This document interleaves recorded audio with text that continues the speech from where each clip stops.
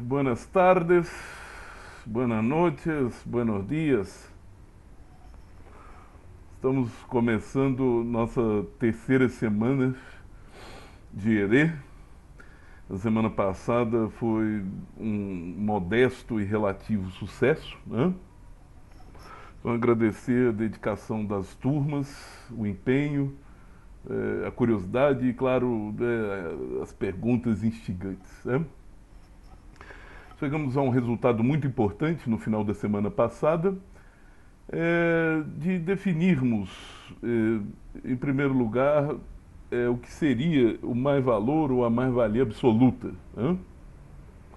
A mais-valia absoluta é aquela em que, dado o valor da força de trabalho, todo o tempo a mais que durar a jornada será tempo de trabalho excedente, materializado em novas mercadorias, cujo valor em que aparecerá mais-valia, ou seja, uma mais-valia que é obtida pelo prolongamento absoluto da jornada de trabalho.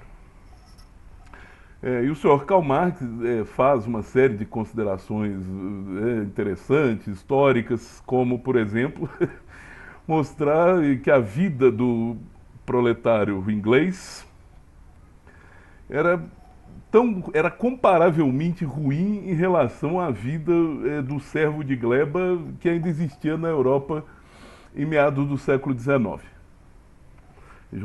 Da Moldávia, da Romênia, ali, o servo trabalhava metade do ano para si mesmo e a outra metade para os seus senhores feudais, os chamados boiardos, né? É óbvio, né, que as condições emancipatórias de um trabalhador industrial são muito maiores, né, segundo ele mesmo, né?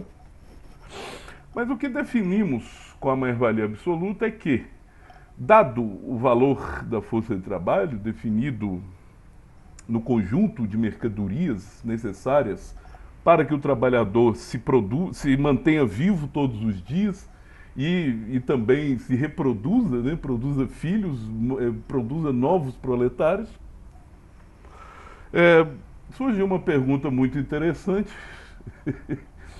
uma pergunta tipicamente belo-horizontina, né? Mas o pessoal não vai achar ruim de trabalhar mais, não? Né?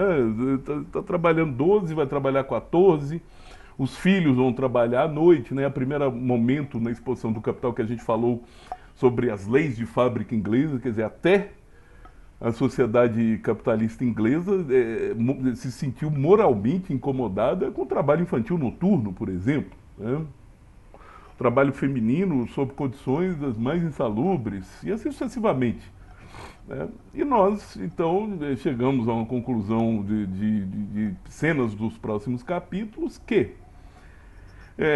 existe um limite físico para uma jornada de trabalho e por mais produtiva que ela seja, essa jornada, uma hora, né? Quer dizer, se o sistema fosse baseado simplesmente no pagamento do necessário e na extensão em horas do excedente, nós não estaríamos no nível de produção, de produtividade que estamos hoje, né?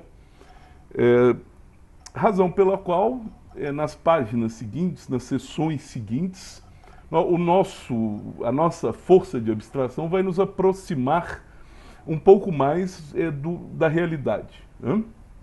Mantidos todos os pressupostos, respeitadas as leis de mercado, suposta a lei do valor, né?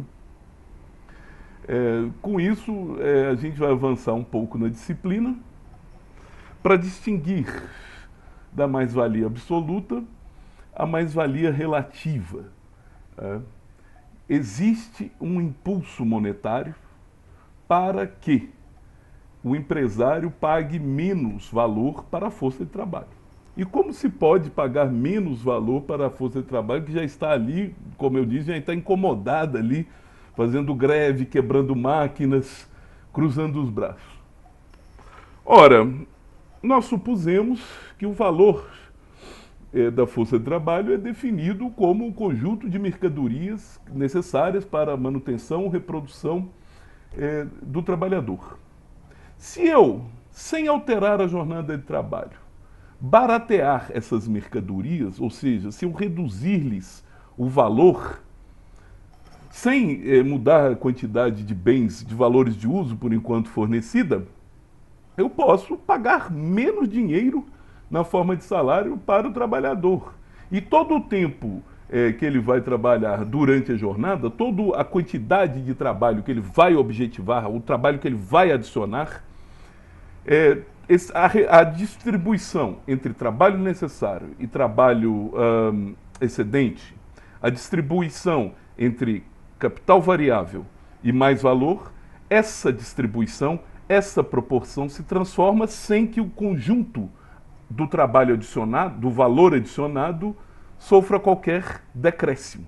Ou seja, eu posso pensar em situações em que os setores responsáveis por fornecer bens de consumo aos trabalhadores, que suas mercadorias, pela melhora, pelo aumento da produtividade de seu próprio trabalho, que esses setores produzam mercadorias mais baratas, que produzam os mesmos valores de uso em menos tempo. Com isso, consequentemente, eu diminuo o tempo de trabalho necessário, ou seja, diminuo o valor do capital variável.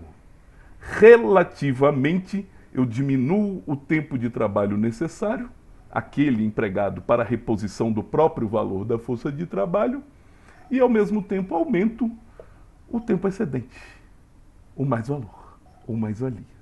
Ou seja, é uma mais-valia que é obtida diante de uma diminuição, uma variação relativa do valor adicionado durante a mesmíssima jornada de trabalho. E quando nós estamos olhando para isso historicamente, nós pensamos na própria indústria têxtil, que foi a primeira que sofreu grandes avanços de produtividade durante a Revolução Industrial. Marx vai dar ainda exemplos de sapateiros, os exemplos agrícolas, né, de proporcionar alimentos mais baratos ao trabalhador, roupas, etc, etc.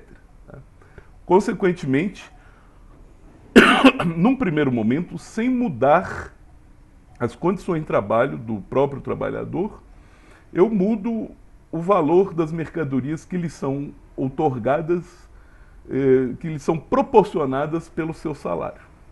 Simplesmente, então, eu promovo uma mudança relativa, um peso relativo diferente entre as duas partes alíquotas da jornada de trabalho, as duas partes alíquotas do valor novo, quais sejam o valor da força de trabalho e o mais-valor que é destinado ao empresário.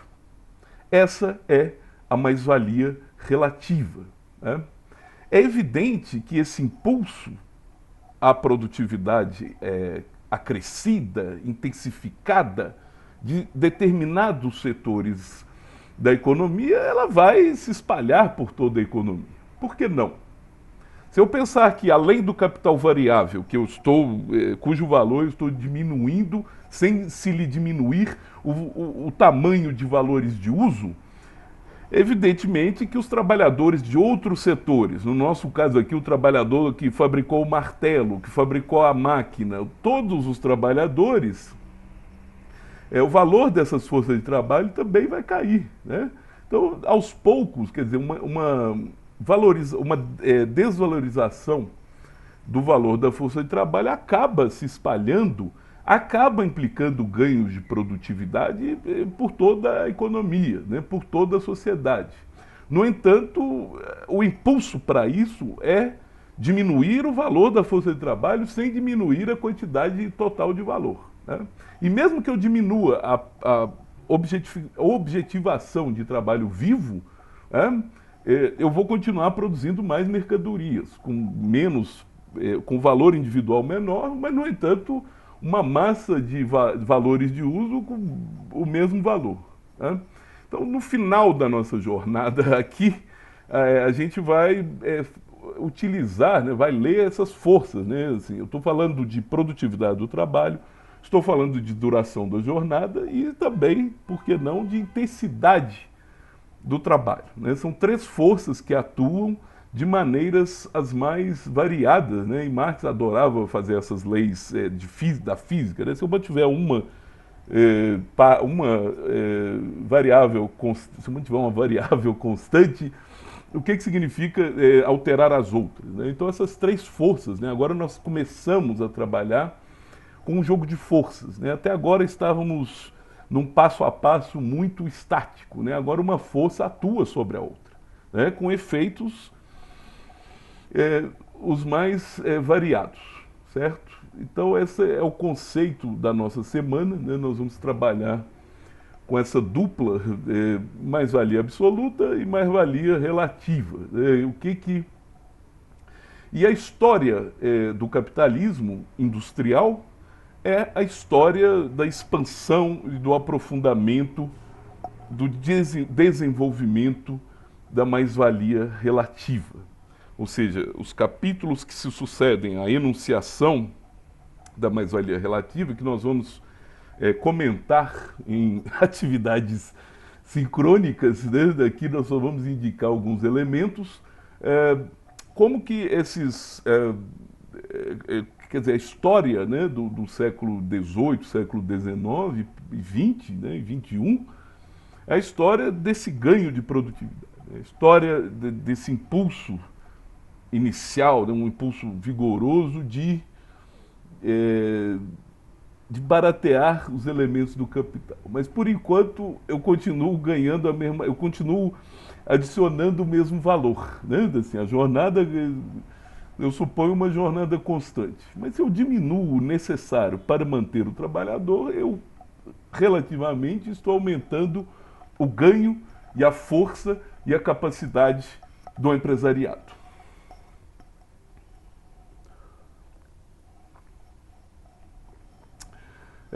Não é sem uma certa estranheza, né, assim, e os esboços do Capital mostram como que Marx começou, demorou, né, para chegar nesse formato que a gente, expositivo, né, eu já falei isso aqui 3 vezes, fique a 4ª dita,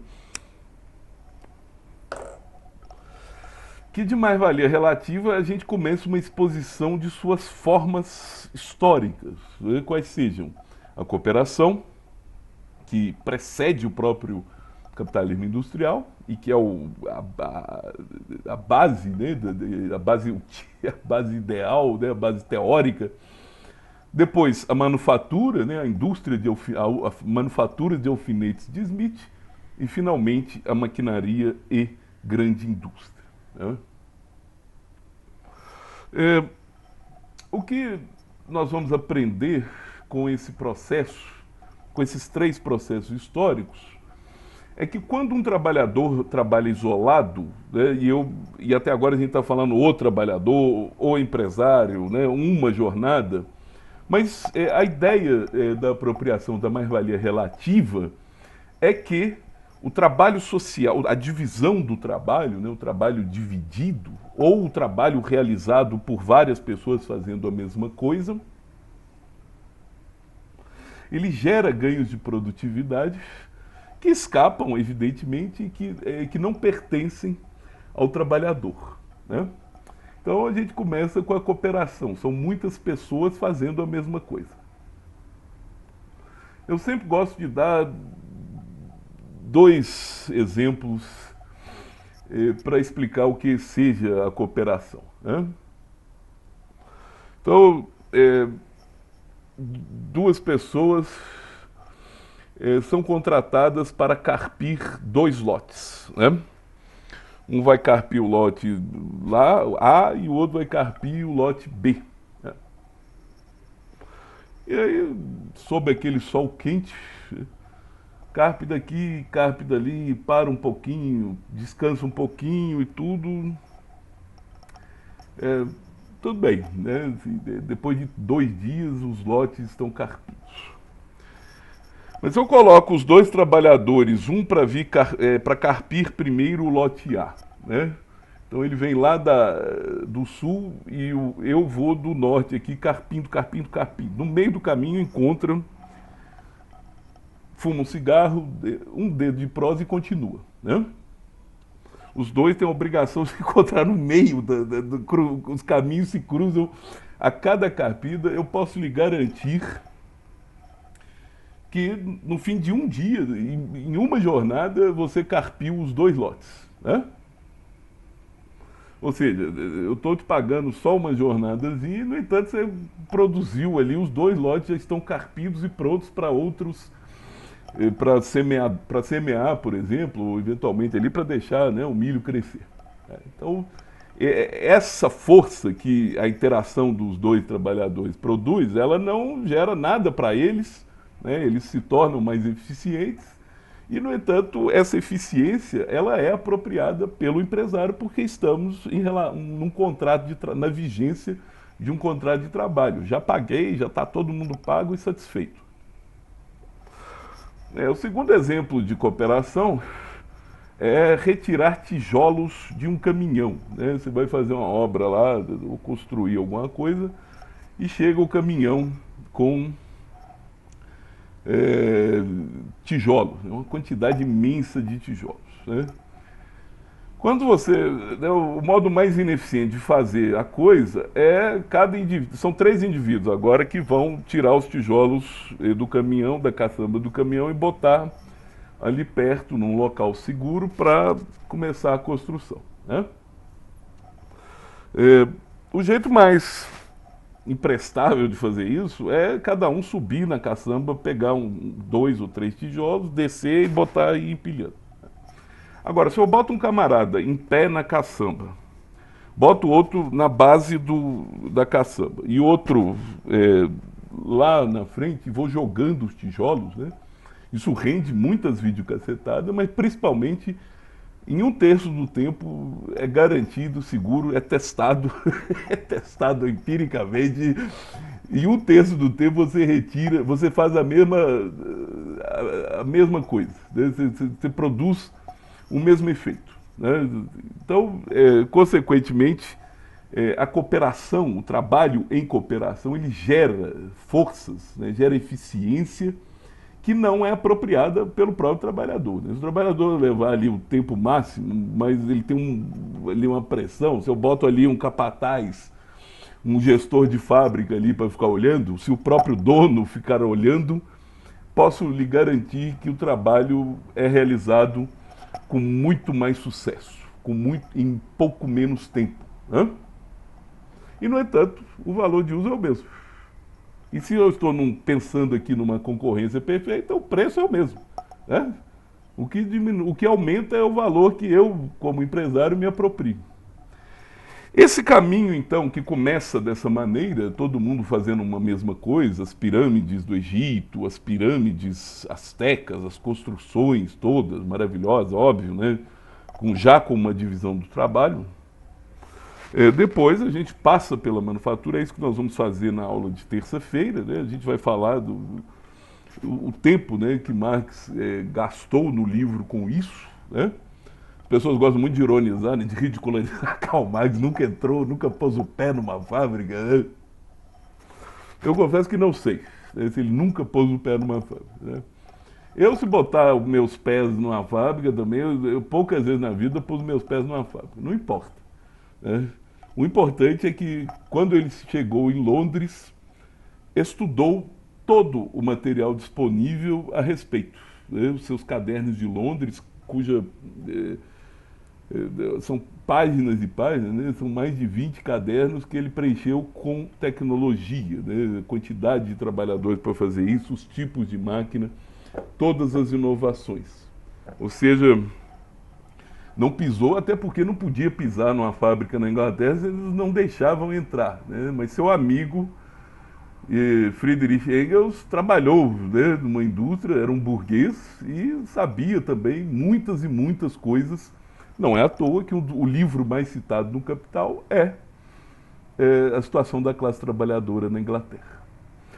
O que eu vou chamar a atenção aqui para esse processo de mais-valia relativa é que a gente pensa sempre o seguinte, né? Se o valor se a produtividade está aumentando, né? Se o valor da força de trabalho está diminuindo, eu poderia diminuir também o tempo excedente, né? Quer dizer, eu poderia comprimir todo o tempo. E é aquela história que eu chamei a atenção aqui a respeito do comunismo, né? O comunismo vai ter só o necessário? Não, o excedente será necessário também. São os dilemas que não vem ao caso aqui. O importante é o seguinte, né?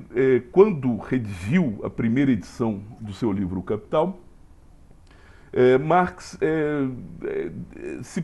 perdeu, tomou um bom tempo, e isso será o tema da aula de sexta-feira, com uma dupla de categorias que ele vai chamar de subsunção formal e subsunção material. Se eu te contrato para carpir meu lote ou para trabalhar você vai trabalhar lá na minha fazenda, né? Ou seja, você se torna, né, capitalisticamente falando, parte do capital. Você se torna o capital variável, é como se eu encaixasse você ali em outras peças, em outras mercadorias. Eu tenho um contrato formal. Você vira uma parte do meu capital inicial e trabalha ali, você tem um controle ali de todo o processo, né? É o caso do sujeito que vai carpir o lote, é o caso do carregador de tijolos, né? E o que a evolução histórica da mais-valia relativa mostra é que esse processo, com a evolução, com a introdução de manufatura, a divisão sofisticada do trabalho e, finalmente, com a interposição entre o trabalhador e o objeto de trabalho de máquinas, ou seja, o crescimento do capital constante, nós vamos falar disso na semana que vem,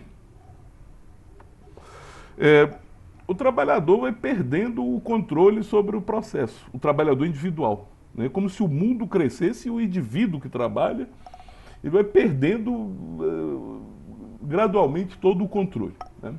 Se eu cair morto aqui hoje, amanhã, às 7h30 da manhã, haverá 10 professores capazes de dar a continuação dessa aula sincronicamente, sem problema. Né? Se faltar... Quem é insubstituível no mundo do trabalho? Existem essas pessoas? Existem? Nem o Messi é insubstituível mais. Então, a subsunção, né, quer dizer, a elevação do trabalhador à universalidade do capital, implica a diminuição de sua capacidade de atuar, de controlar o processo. Né? Citei aqui o exemplo do irmão do Akutagawa, né, que tinha um trabalho que se tornou inútil. Né? Toda hora temos visto matérias mostrando, né, a quantidade de pessoas que fazem pouco, fazem menos e até que se tornam substituíveis, primeiro por outro trabalhador, por qualquer trabalhador, e finalmente se tornam obsoletas, prescindíveis. A isso a gente chama de subsunção real. Quer dizer, o trabalhador vai perdendo o controle, a capacidade a jornada dele ali produz valor, produz mais valor, adiciona valor ao capital constante. No entanto, a utilidade, né, o caráter concreto desse trabalho se torna cada vez ele mesmo mais evanescente. Né? Então, esse capítulo 6 ele ficou muito longo, né, mas felizmente foi publicado, está disponível. Eu recomendo a leitura desse material para fins didáticos, em primeiro lugar. Para que a gente entenda esse caminho da mais-valia relativa. Agora, né, parafraseando o livro que a gente leu em História Econômica Geral, o Prometeu está desacorrentado. Né? Agora sim, o fogo, o diabo do capital está solto, né? Está com o diabo no corpo. Né? Eu tenho aqui, então, incentivos constantes a trabalhar mais intensamente, a inovar, né? E a continuar a extrair mais da mesma massa de trabalhadores. Eventualmente, o impulso inicial é isso que é importante. O impulso inicial é fazer o termômetro entre necessário e excedente, entre variável e mais valor, entre o valor da força de trabalho e o valor do lucro, né, ou seja, a mais-valia, fazer esse termômetro encolher o valor do necessário. Isso é uma caixa de Pandora que se abre. Né? A consequência prática disso é que, socialmente, o trabalho se torna muito mais produtivo.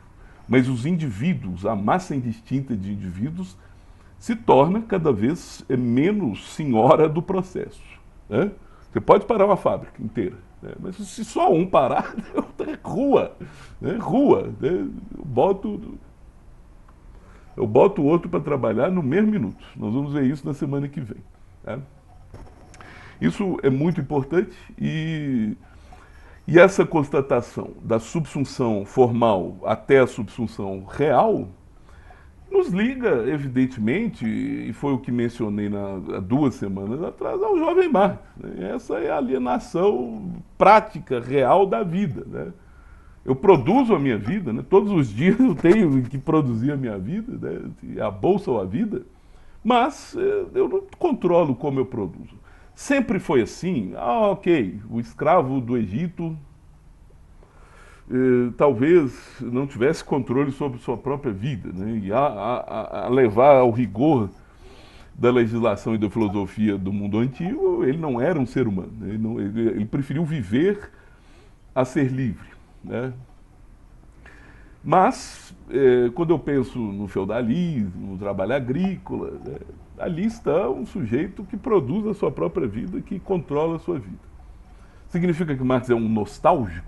Né? Marx quer que todo mundo seja um agricultor de São Tomé das Letras, um agricultor de Penedo? Não.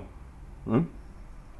Estão postas as condições para que quem produz se aproprie da sua produção. Mas aqui a situação é essa, né?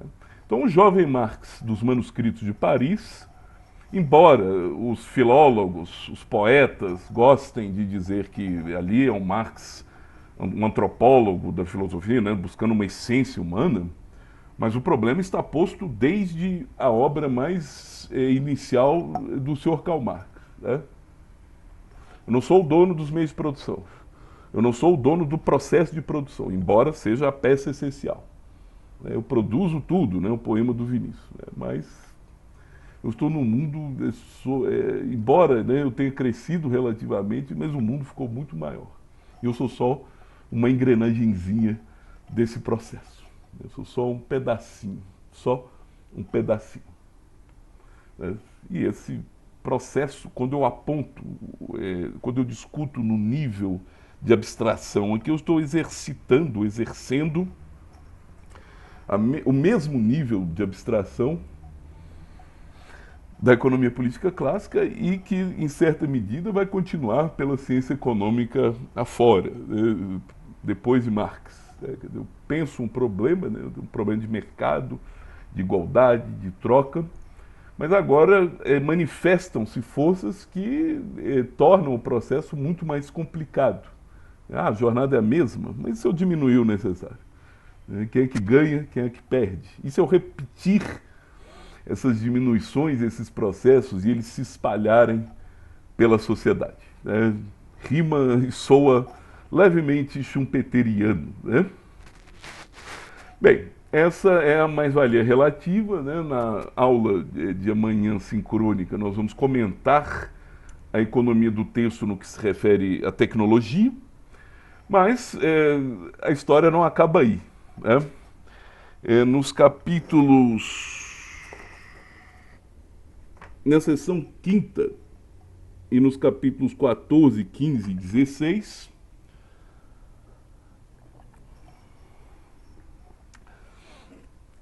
serão enunciadas as forças que se combinam, que se descombinam nesse processo. Ou seja, como que eu penso mais-valia relativa e mais-valia absoluta como, para variar dialeticamente, determinações de um mesmo processo, né? Nós falamos aqui que a mais-valia absoluta é obtida com o prolongamento além do necessário. O necessário, o valor da força de trabalho, né? Então, tudo que não é destinado à força de trabalho vira mais-valia absoluta, né? E aí no capítulo 14, Marx vai mostrar o seguinte: só existe um mundo onde eu possa obter mais-valia absoluta, que é o mesmo mundo onde eu posso obter mais-valia relativa, né? Antigamente, quando eu gostava de torturar, né, as turmas, né, davam umas provas assim para tirar sangue, né?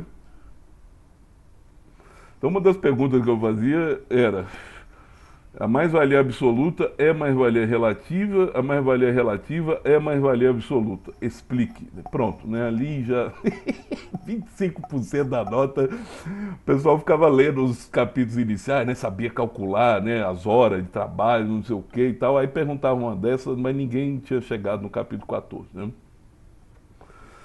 Graças a Deus que ou muda, ou a gente se adapta ou a gente quebra, né?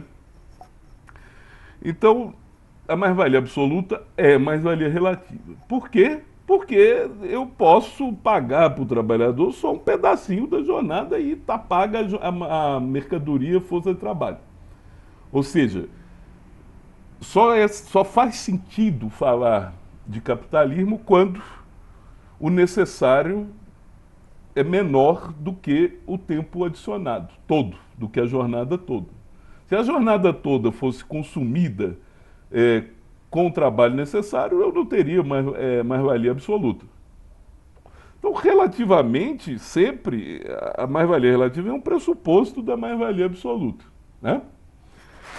Por outro lado, a mais-valia relativa, ela só tem sentido falar na extração de mais-valia relativa se eu estico a jornada para além do trabalho necessário, se eu estico a jornada no campo do excedente, ou seja, a mais-valia relativa é mais-valia absoluta, né? Então as duas são aspectos, né, de um mesmo momento social, né? Um momento que já pressupõe uma divisão do trabalho, já pressupõe uma série de coisas que não é novidade, né, não é segredo, ou seja, pressupõe o trabalhador vendendo sua força de trabalho, né? Um trabalhador destituído de qualquer outra mercadoria senão a sua própria força de trabalho, né? Então esse é o capítulo 14, né? Dialética na veia, né? Mas o melhor mesmo é o capítulo 15, né? Esse capítulo 15 é um cipoal danado, porque aí é a primeira vez que a gente faz esse tipo de coisa, né? Assim, que eu estatuo forças que estão atuando e variáveis que estão ali, ora elas são constantes, ora não são, né? Para simplificar as coisas aqui, eu vou primeiro anunciar quais sejam essas três variáveis, né? Chamar de variáveis, três elementos, né? Os três elementos analíticos quando tenho que analisar mais-valia relativa e mais-valia absoluta. São eles a duração da jornada, ou seja, o tempo de trabalho adicionado vivo, né? A intensidade dessa jornada e a produtividade, né? Marx distingue duas coisas que são a intensidade e a produtividade. A intensidade, como eu falei na aula sincrônica, diz respeito à porosidade da jornada, né? Ou seja, em vez do camarada ficar com 2 horas de lanche, ele vai ficar com meia hora de lanche. Ele vai comer em pé e trabalhar, né? Essa é a intensidade. Agora, a produtividade diz respeito a uma capacidade técnica, né? Diz respeito do cara ali com o pé nas costas, faz muito mais do que o camarada de 100 anos atrás, né? Nós vimos com interesse o senhor ministro das privatizações, né, pedir demissão porque o tempo da política não era o tempo dele, né, o tempo da empresa, né? A empresa brasileira é uma coisa muito eficiente. E ele então falou que ele não conseguiu fazer muitas coisas que queria ter feito, né? Não, tá. Então, é questão da produtividade, né, do serviço público, né? Você precisa de uma licitação. Agora, o serviço público atual tem meios eletrônicos como esse aqui, né? Tem controles os mais sofisticados, né? Então, a produtividade, enquanto a intensidade diz respeito ao preenchimento das porosidades, a produtividade diz respeito a mais-valia relativa, né? Diz respeito à duração do necessário. Né? E se você faz um necessário, você faz vários necessários e assim sucessivamente. Né? A partir daí, desses três elementos, duração da jornada, intensidade da jornada e produtividade da jornada, Marx vai fazer uma série de combinações entre fixar dois elementos e deixar um flutuando. Né? Em primeiro lugar, ele supõe uma duração da jornada constante, uma intensidade constante e o que varia é a produtividade. Né?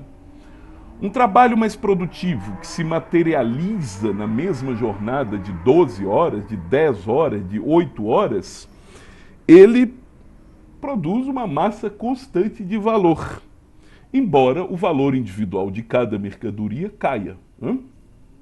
Ou seja, quando eu vou aumentando a produtividade, eu preciso de mais capital constante. Né? Um trabalhador que materializa o seu trabalho em mais mercadorias, eu vou precisar de mais matérias-primas, ferramentas, vou gastar mais energia, mais ferramentas, eventualmente máquinas, a depreciação pode se acelerar, e assim sucessivamente. Né?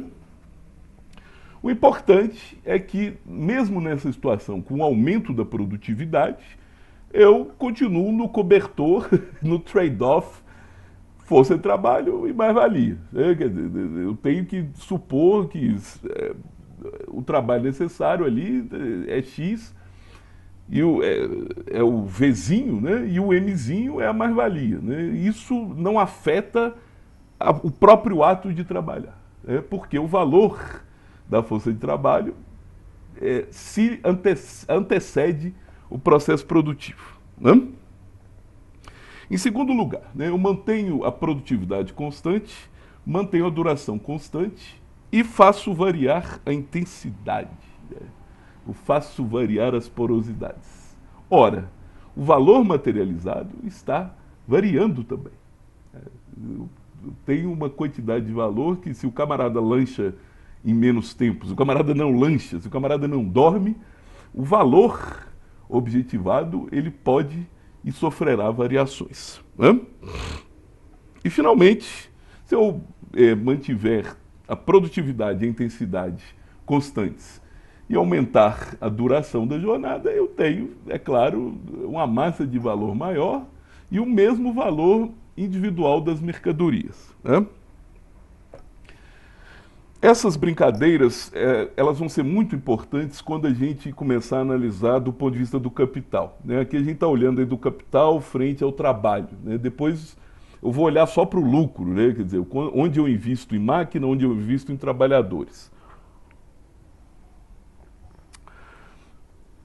No parágrafo final deste capítulo 15, e eu peço a sua atenção, a gente pode fazer uma coletânea de frases do livro 1 do Capital, em que Marx anunciou o para além do capital. Né?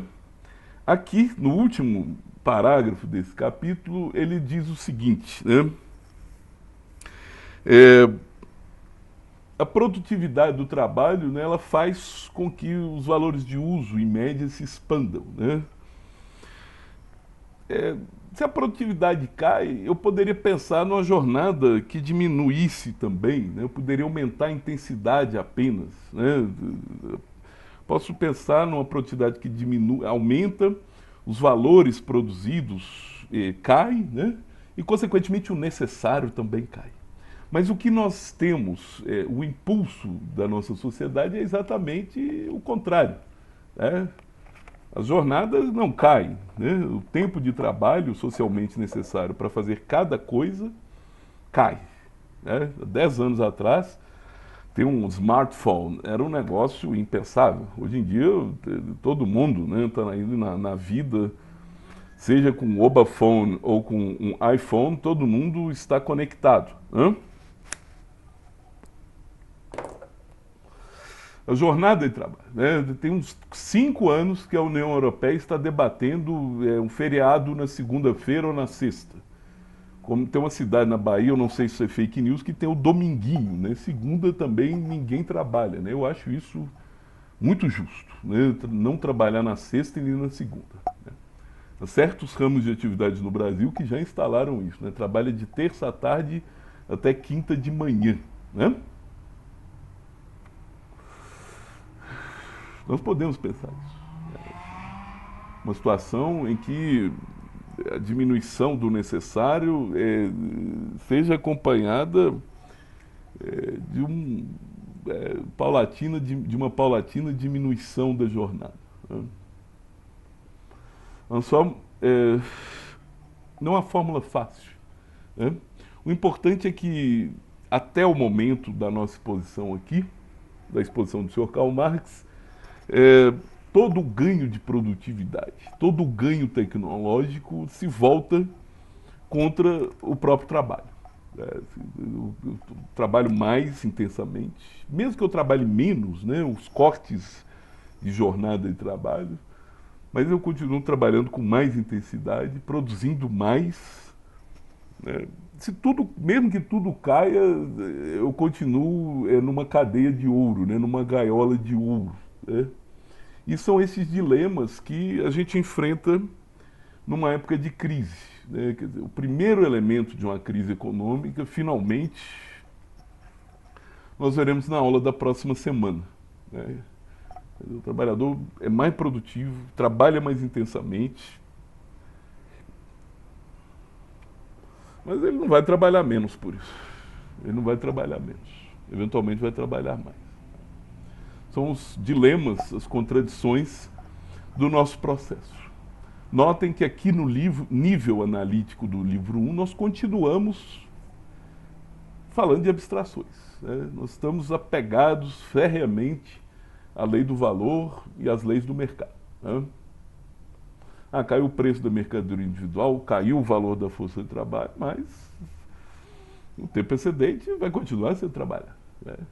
Então, são questões que a gente tem que olhar com atenção, né, esses jogos, essas leis todas, né, e pensar sempre em termos de essência e aparência. Se a aparência fosse igual à essência, né?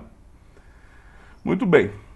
Essa é a mais-valia relativa combinada com a mais-valia absoluta, né? Durma-se com barulho desse, né? Eu posso diminuir a jornada? Pode diminuir, sabe? Posso manter a jornada constante e aumentar a extração de mais-valia, né? Eu posso investir na intensidade, na produtividade. É o dilema de Ricardo, né? Por que o dilema de John Stuart Mill, né? John Stuart Mill, né? As máquinas não fizeram as pessoas felizes, mais felizes, né? A maquinaria, a grande indústria, o WhatsApp, né? O WhatsApp consola todo mundo, né?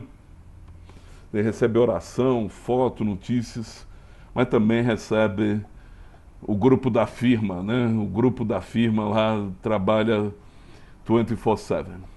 That's it. That's all. Muito bem. Fiquem bem, protejam-se.